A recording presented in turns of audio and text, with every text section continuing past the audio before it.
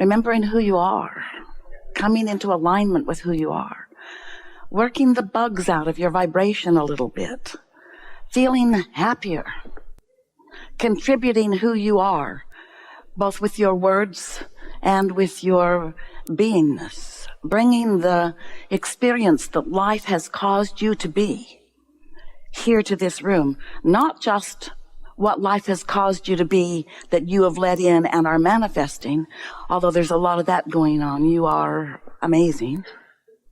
But what life has caused you to be that you have launched forward in a vibrational way, that you have become in terms of your non-physical countenance, in other words, what's in your vibrational reality, the things that you have asked for that you are not quite yet demonstrating, still you bring all of that you to this gathering too.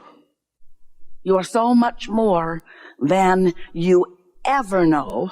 No matter how close to alignment you become, you can't, from your human perspective, comprehend your you-ness. You don't understand your value, but we do. In fact, that's the battle that you fight with those like us, with your inner being, with your non-physical source all the time. You don't let yourself know your greatness, your wholeness, your goodness. You don't let your blessings in because you've got some bogus belief about yourself and about others, about both you and others, that causes you to hold vibrational patterns that don't really let you love the way you naturally love or know what you naturally know. And that's really the greatest value that we see in these interactions, because as you come willing to play with us, willing to listen to us, both with your ears but with your vibrational beingness, you come closer in these hours that we are together to your true vibrational resonance than you do at any other time other than when you're sleeping or meditating or loving someone with all of your heart.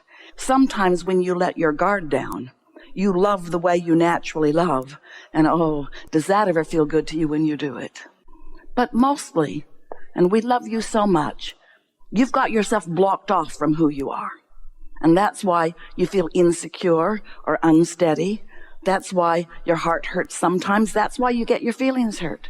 That's why someone, maybe not even deliberately wanting to hurt your feelings, can deliver a piece of information to you that hurts your feelings. They mean well when they tell you you've got spinach between your teeth, but it never feels good. It never feels good for someone to find some flaw in you and point it out to you for your own good. If you are doing something for someone's own good, you have trained yourself into love so that it's easy for you to love, and you love mostly, and when you see them, you love. You don't look for reasons not to. You don't try to justify your insecurity by trying to tear someone else down. You look for reasons to uplift. That's who you naturally are. That's who you are. So you have guidance within you that lets you know how vibrationally in sync you are with the whole of who you are. And the reason that we talk about that topic mostly, in fact, sort of kind of only, is because who you are in any moment in time is the reason that you feel the way you feel. And by who you are, what we mean, how much of you focused in your human perspective, with your human personality and your human attention. And by human, we mean lovely. We're not saying human. We're saying this fantastic part of you that has come forth to focus into this time and place in order to create that human you. As you look around, you're not the only part of you who's looking around. And you're not the only part of you who is noticing things.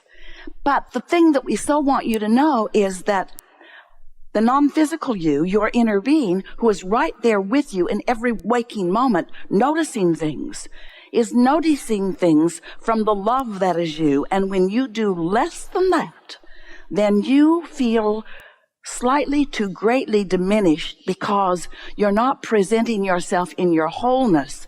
You're presenting yourself in your pinched off version. When you feel insecure, that's the pinched off you. When you feel angry, that's the pinched off you, even though the pinched off you has great justification for being the pinched off you. If you gathered other pinched off yous, if you gathered the pinched off of the world, and most are to some degree, most would agree with you sometimes that you have every justification for the negative emotion that you're feeling, because you did witness something that you didn't like. You did witness some injustice, but still, witnessing an injustice still pinches you off from who you are. So how do you work this out, Abraham? Because there's so much that I look around and see that doesn't feel good to me when I see it. And we say, that's all right. You're having a step one moment where you know what you don't want, which causes an equal knowing what you do want. When you know what you don't want, you know what you do want, even if you are not consciously ready to acknowledge what you do want. When you witness something that is an injustice as far as you're concerned, or really something that doesn't match with the patterning that you've been programmed with by those who you've met up as you've been moving along your physical trail, you try to teach each other all of these rights and wrongs. As you find something that you've concluded is one of those wrongs, and how you ever sort that out is an impossible task. And we give you a whole lot of credit for constantly trying to segregate this world into rights and wrongs and goods and bads, because you came as a body of consciousness knowing that you would experience so much diversity and so much contrast and so much variety that only with all of that variety and contrast could you, as a very powerful and deliberate creator, could you ever come to any conclusions about what you prefer. And further, you knew that when you found those preferences, that others would be finding their preferences too. And you knew when you decided to come into this body that the preferences that you came to the conclusions of would not all be the same preference. You knew that. You knew that you would want from your unique perspective, and you knew that others would too. And you never intended for a moment to try to corral them into some way of thinking. You never expected to be someone who would move beliefs among the population. Instead, you knew that you would honor the beliefs of the variety of the masses, and that from that collective experience that you would come to your personal conclusions, just in the same way that the artist stands before his canvas with his palette of colors and textures and makes his individual choices about what colors he chooses and when he chooses them and where he places them in his picture. That's exactly what you intended to do. And not one of you said, I'll go forth and wait for them all to get a clear view, and then I will come forth and I will do exactly as, let's see, which group of them should I follow? There seems to be rivers and currents of decisions, most of them hateful, most of them pushing against each other.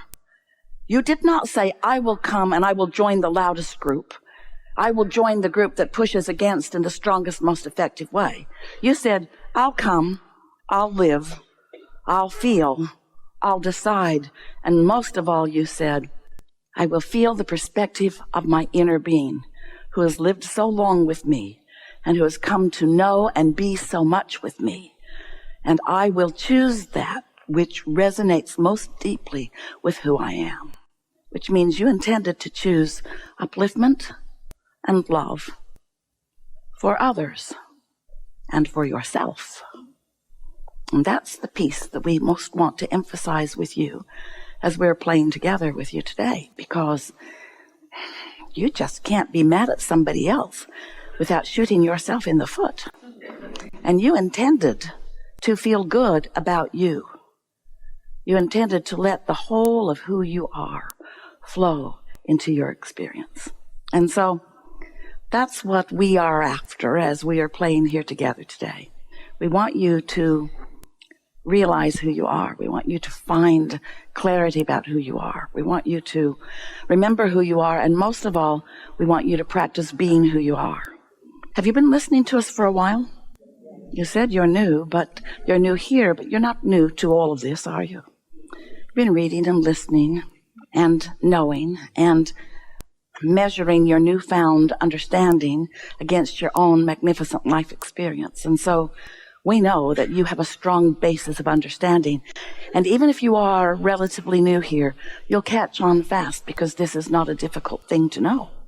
And because your inner being already knows it and has been guiding you toward knowing it. And so much of what you hear here today, you will feel resonance with. You will feel a familiarity about it, because it's truly what you know to be. So as we're chewing together here today, it's our desire that you come to that personal recollection of the powerful being that you are, of the loving being that you are, and that when you leave this gathering, that you recognize, because it's going to be true whether you recognize it or not, you recognize that you have changed, that your vibration has found a new set point, and therefore your point of attraction has shifted, and therefore the entire world will be different to you, both in the way you treat the world and in the way the world treats you. Because when you come into the resonance of the power of who you are, there's a leverage of alignment, there's a leverage of well-being, there's a leverage of clarity and stamina and flexibility and knowledge that you just can't find without aligning with the whole of who you are. We are eager to talk with you about anything that matters to you. Do not worry about us. We will get our message across to you, and you will make it easy for us to do that, because you're reaching for the simple laws and principles of the universe that we know so well, and that you know too at various levels of your being. And they're going to come to the forefront today in a way that makes you understand how you fit into all of this. The most important thing that we desire as a result of our co-creating in this way is your discovering of a steady resonance with who you are. And the way that that will demonstrate itself to you right away is in what we want to call your satisfaction in life factor, your satisfaction factor. Because when you find a moment in time in which you are experiencing and knowing that you're experiencing utter satisfaction, then you are in complete alignment with who you are. And even more important than understanding that, you are in a place where you're in control of which way you lean in terms of your alignment with your broader self or your resistance to your alignment with your broader self. That's the only thing that we really care that you understand as a result of our playing with you. Because everything else is working out for you. You came here just like you meant to, and you are an extension of source energy just like you meant to. And your inner being is all over you, knowing you, loving you, helping you, supporting you, guiding you, knowing you, loving you, helping you, guiding you, and supporting you. But only when you feel utterly satisfied, or some degree of it, all the way up to that ecstasy and love and appreciation that you feel sometimes. Only when you are in that vibration of satisfaction, which means the vibration of utterly no resistance, only then do you really allow yourself to be who you really are and who you intend to be all day, every day. We want you to know that you can indeed live happily ever after. And by that, we don't just mean have a goal and then attain it and be happy for the afternoon. We mean happily ever after. We mean happily always after. We mean happily now, happy now, happy now, happy now, happy now, happy now, happy now. But what about that stuff that's going on, Abraham? That doesn't make me happy. Why are you looking at it? Well, because you said step one matters. We did. Step one does matter. Just don't make a lifetime career of it. Let what you don't want help you launch your clarity of rockets about what you do want, and let your rest of the time be spent reaching for the satisfaction factor.